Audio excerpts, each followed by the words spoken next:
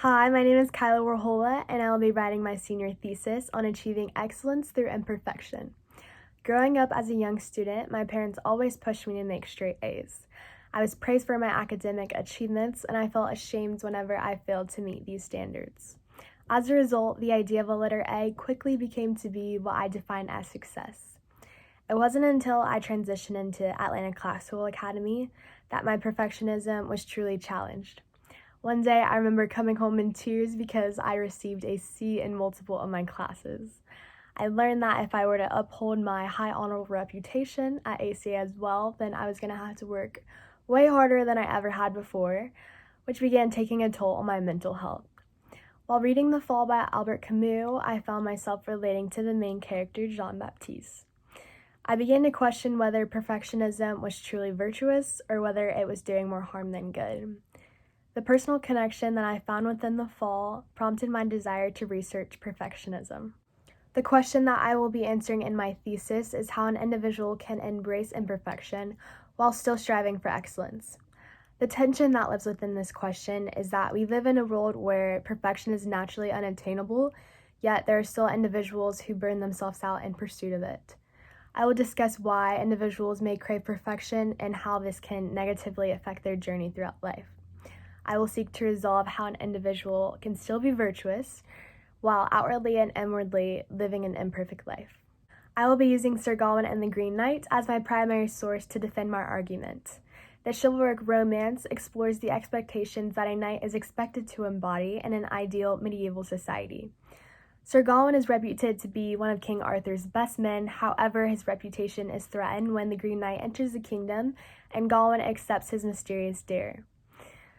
Throughout the novel, Gawain is forced to choose between pursuing genuine virtue or portraying perfection.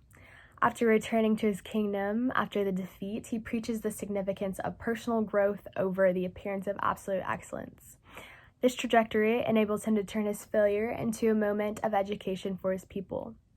Rather than hiding it and turning it into a burden like Jean-Baptiste, he does not let his fear of failure take over his love for learning.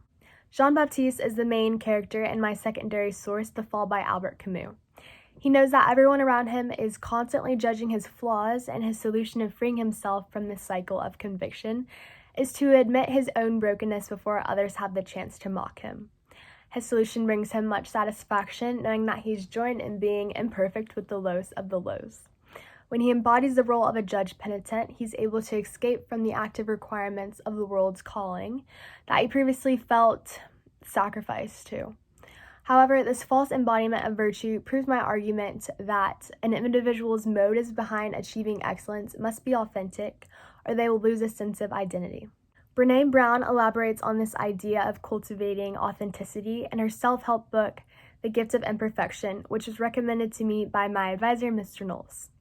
Brown's words have guided me to change the way I thought about my argument, specifically her definition of the word authenticity. Quote, "Authenticity is the daily practice of letting go of who we think we're supposed to be and embracing who we are." I've learned through Brown that authenticity is the solution of freeing oneself from a perfectionist mindset, because being real breaks one free from becoming a servant to the limitations and opinions of others. Humans have a broken way of thinking of success as living life without flaw. However, true progression is predicated on our prior mistakes because failure is a necessary part of human development. Ultimately, I believe that success should be redefined as the growth of an individual's virtue through a flawed journey, because striving for absolute perfection is likely to destroy one's self-worth.